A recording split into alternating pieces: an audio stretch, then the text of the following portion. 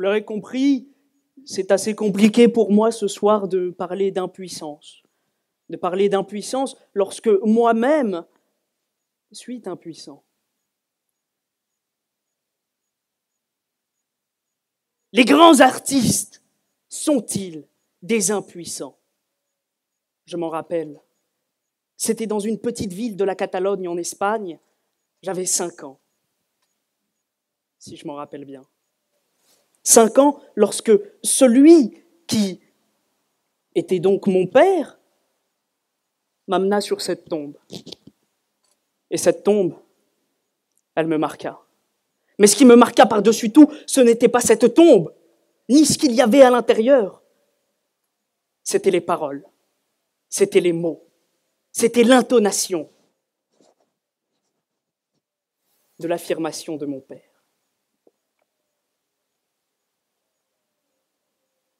Tu n'es que la réincarnation de ton frère. Vous pouvez éteindre votre téléphone.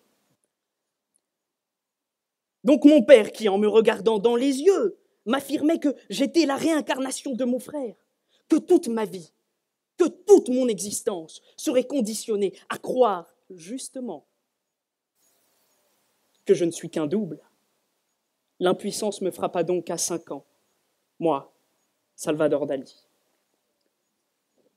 Monsieur le Président, Madame, Messieurs du jury, les grands artistes sont tous des impuissants.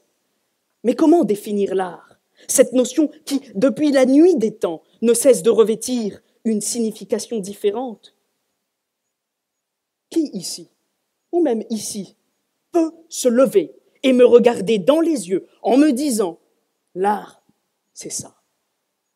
Eh bien, personne. Personne, car nous avons tous notre propre définition de l'art. Nous avons tous une approche qui diffère selon notre histoire, selon notre vie. Par exemple, nous pouvons imaginer 2 hommes qui se dirigent avec impatience et exaltation peut-être vers le plus célèbre tableau de Gustave Courbet. Eh bien, l'un y verra l'origine du monde, la genèse de l'humanité, alors que l'autre, qui ne voit déjà plus bien, n'aura que pour seule interprétation celle selon laquelle il y a une femme, une esthéticienne décédée, et probablement, Monsieur le Président, un adepte du voyeurisme. Quant à l'auteur de ces œuvres, l'artiste, celui qui encore maintenant souffre de la double énonciation, tantôt améliorative, on nous dira que l'artiste, c'est celui qui fait de l'art, point final. Mais la réalité, c'est que aujourd'hui, pour une grande majorité de personnes, l'artiste, c'est le marginal. Et c'est ce que défendra très certainement ma contradictrice. L'artiste, c'est celui qui n'est pas à côté de la plaque, puisqu'il la cherche encore. L'artiste, c'est par définition celui qui n'est rien, qui ne fait rien. Voilà à quoi devrait se résumer l'artiste. Mais je ne peux m'y résoudre.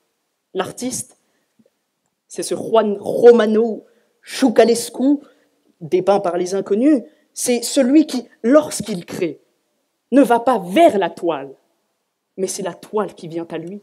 Et de cette toile jaillit la création. Puis le grand artiste, comme présenté dans notre sujet, celui qui, par sa vie et par son œuvre, arrive à atteindre le sommet de son art. Quantitativement, car il touchera le plus de personnes, sans aller en prison, et qualitativement, car c'est celui dont on se souviendra le plus, car il nous a laissé une trace indélébile. Et quant à l'impuissance, le fléau de tous les hommes. L'impuissance qui, à la page 364 du Larousse, édition Gallimard, sortie en 2002, nous dit bien que être impuissant, c'est ne pas avoir la possibilité de maintenir, même d'avoir une érection.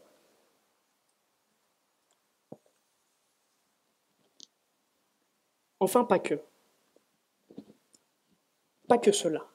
L'impuissance, merci d'avoir souri, Madame au fond, c'est aussi le fait de ne pas pouvoir faire quelque chose, d'être bloqué physiquement ou mentalement. À ce moment de la réflexion, quelques mots de Dalida, paix à son âme, qui disait « La souffrance est le terreau de l'artiste ». Et j'ai la conviction, cher jury, j'ai la conviction que l'artiste devient grand lorsque sa souffrance fait naître la création. Voilà quelle sera ma thèse.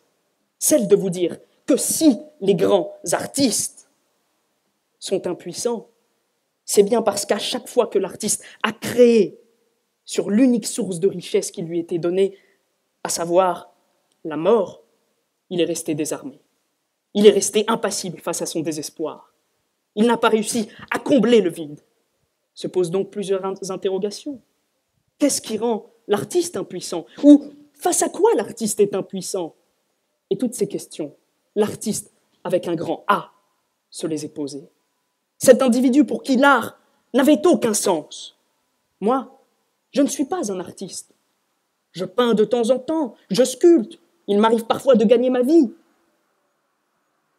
Mais Monsieur le Président, il a fallu, et je remonte mon micro, qu'à un moment dans sa vie, cet artiste, comme tant d'autres, subisse le malheur. Cet homme qui, par une nuit étoilée, s'est coupé l'oreille, qui a sombré dans la toxicomanie et l'alcool,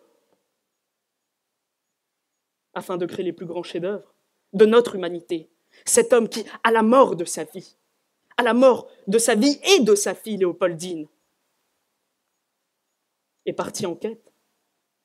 Cet homme dont est jaillie l'une des plus grandes œuvres de la littérature française que nous contemplons aujourd'hui. Et cette femme percutée par un bus, abdomen perforé, vertébrale brisée, qui n'avait d'autre issue pour tuer l'ennui que la peinture. Cet artiste qui, à chaque coup de pinceau, à chaque papier entaché par l'encre du désespoir, s'est posé la même question. Mais pourquoi ma création est? Pourquoi je suis? Pourquoi tous les matins je me réveille? Pourquoi je peins? Pourquoi je chante? À cela, Monsieur le Président, cher public, il n'y avait qu'une seule réponse. Et l'artiste le savait, mais il ne voulait pas l'admettre.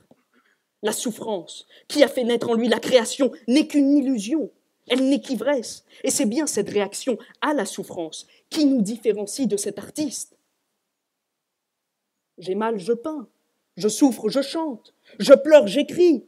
Qu'il disait en comparaison à vous et moi très certainement. J'ai mal, je bois. Tout va bien, je bois. Demain, je bois, je bois, je bois, je bois.